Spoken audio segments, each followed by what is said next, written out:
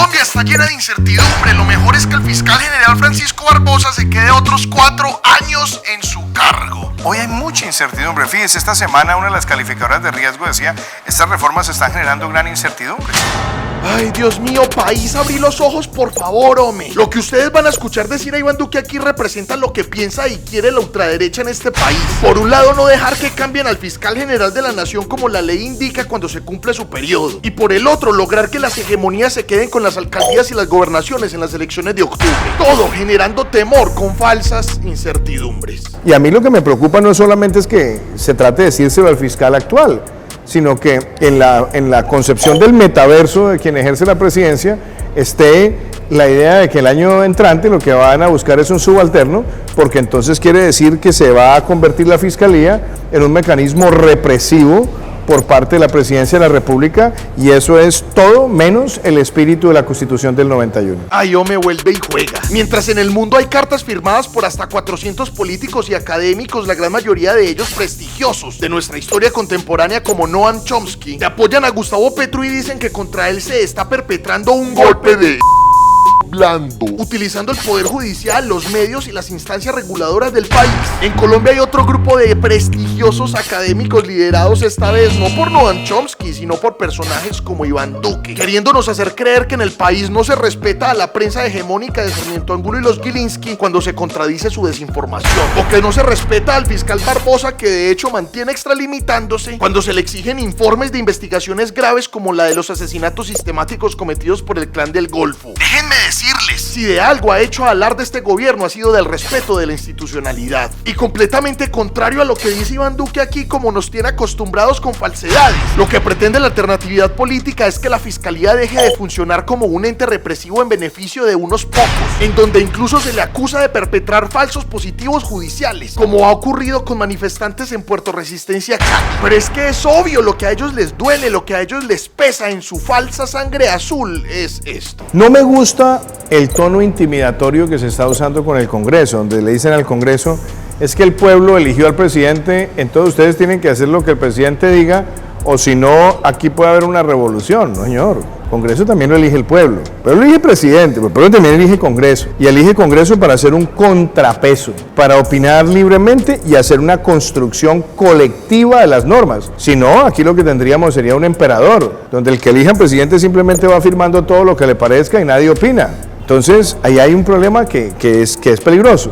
Y me parece además que el lugar donde las discusiones se tienen que dar institucionalmente es en el Congreso. ¿No es Gustavo Petro el que ha pedido reiteradamente al Congreso que discutan con la rigurosidad necesaria las reformas? Claro, Iván Duque quiere pintar a Gustavo Petro como un emperador, cuando es el mismo presidente quien ha pedido al Congreso que aporten, propongan y cambien detalles que no crean convenientes dentro de las reformas para el país. De esas reformas ya se han sacado muchos artículos y muchos otros han sido producto de debates y conciliaciones. Ahora, estoy de acuerdo con Duque cuando dice que el Congreso debe hacer un contrapeso a la presidencia, debe hacer veeduría y control, debe analizar las reformas, pero el Congreso no es el único lugar donde se dan las discusiones. En las calles, con el diálogo social y ojalá vinculantes, donde se tienen que hacer las más grandes concertaciones, y por eso es que se han realizado mesas, por ejemplo, alrededor de la agenda de paz, como a la que asistimos hace poco en Buenaventura con las juventudes de diferentes partes del país, o mesas de discusión alrededor de las políticas públicas nuevas como esa a la que asistimos hace poco en Bogotá, conversando y decidiendo sobre la seguridad humana, o mesas en donde asistieron miles de personas en todo el país para definir los puntos del Plan Nacional de Desarrollo ya aprobado. Lo que pasa es que a ellos no les conviene que se democratice la discusión política, que usted y yo estemos enterados de lo que nos pasa, y más aún que usted y yo nos sentemos en mesas de diálogo y propongamos y se nos acepten las cosas. Propuestas, por ejemplo, algo como: sustentemos alternativas de comunicación en las profundidades barriales de las ciudades, que instruyan a las y los pelados con respecto al concepto de la marihuana antes de que se regule. No les conviene, porque en la medida en que eso no se acepte o no se cumpla, o en la medida en que instancias como el Congreso quieran entorpecer esas acciones políticas, el pueblo saldrá a las calles a exigir.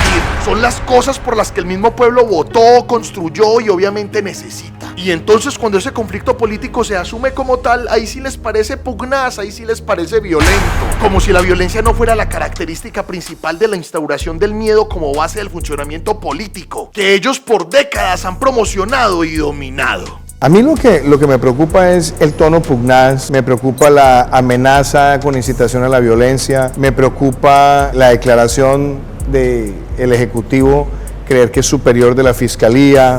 Me preocupan esas cosas porque son quebrantamientos o principios de quebrantamiento del orden constitucional y eso por supuesto genera una reacción institucional que es adversa. Todos los gobiernos tienen dificultades, todos los gobiernos quieren sacar adelante sus iniciativas, pero pretender uno imponerlas sin ningún ánimo de conciliar sobre la base de escuchar la posición del Congreso, pues a mí simplemente me parece que eso es descabellado. Venga, pero ¿qué es lo que le parece descabellado a Iván Duque? ¿En serio le parece que se están pasando por encima de la Constitución, señor expresidente? Qué falta de respeto con las miles de personas que sí han tenido que exiliarse de este país para no ser asesinadas solo por ser opositores en gobiernos como el de él. Descabellado es que un alfil político como José Félix Laforía, esposo de María Fernanda Cabal, esté sentado en la mesa de diálogo con el ELN, representando precisamente su corriente política. Descabellado es que se hayan desaprobado una serie de artículos importantes en el Plan Nacional de Desarrollo propuesto en el Congreso de cuenta del rechazo de la oposición hacia los mismos. Descabellado es que documentos como la reforma a la salud también hayan tenido cambios fundamentales en el Congreso, en medio de las discusiones para intentar afectar el menor porcentaje posible de la población. Eso no es descabellado, Duque, eso es democracia. Esto no es cuestión de quererse pasar por encima de nadie ni protestar por protestar. Es más, mírese nada más las formas en cómo se están respetando las protestas de la oposición, en donde no hay una sola persona herida, excepto los medios alternativos que van a cubrir esas manifestaciones. Acuérdese las más de 80 personas asesinadas en el paro nacional, cuando en manera de oposición protestaron en contra de su desgobierno. Lo que está pasando hoy es cuestión de exigir que se discutan con la rigurosidad necesaria los proyectos y las reformas en el Congreso. Y esa exigencia proviene también desde el pueblo, para que no existan prácticas politiqueras antiéticas como el soborno que están perpetrando los partidos tradicionales en contra del gobierno allá en el Congreso. Una exigencia es que el pueblo no quiere que se realicen más chantajes en las discusiones de las reformas, o que no haya más arremetimiento de desinformación por parte de los medios tradicionales de comunicación, para cambiar la perspectiva en que piensa la gente la política del país con engaños. La paz total nadie sabe qué es. Y estoy por creer que ni el mismo gobierno sabe qué es la paz total. Porque un día dicen que no van a negociar con narcotraficantes y otro día dicen que sí van a negociar con narcotraficantes. Entonces empecemos por ahí. La paz total, apreciado Oscar, tiene que basarse en que haya imperio de la ley.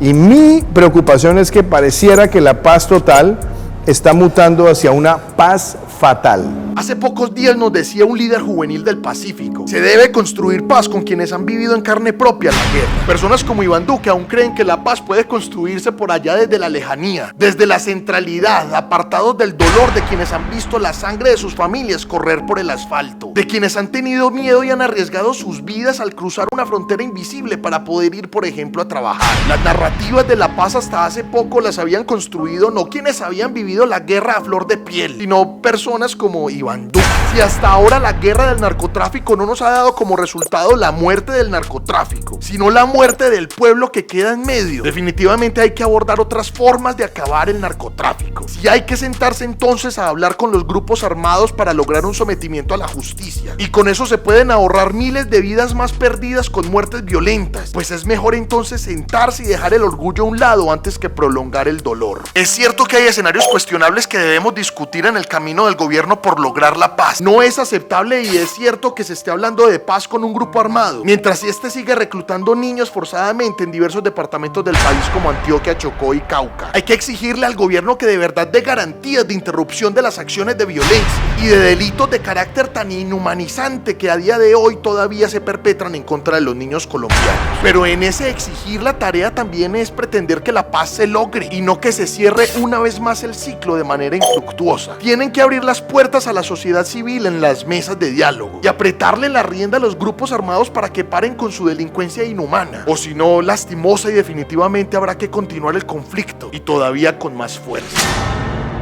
¿Cree que el fiscal general de la Nación, Francisco Barbosa, debería quedarse otros 4 añitos como sugieren algunos políticos de la derecha colombiana? ¿Cómo ve el país usted en este momento según lo que está ocurriendo? ¿Con incertidumbre o con esperanza? Recuerden dejar aquí sus comentarios que cada rato los estoy leyendo. Gracias por pensarse este video hasta el final.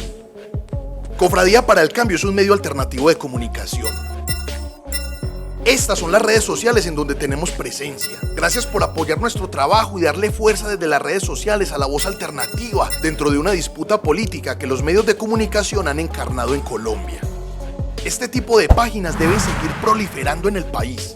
Anímese y haga su videíto, dé su propia opinión en redes sociales, exprese su punto de vista con libertad y respeto. La posibilidad de ser escuchados e incidir positivamente en el pensamiento de otra persona la tiene justo ahí, al frente de sus ojos.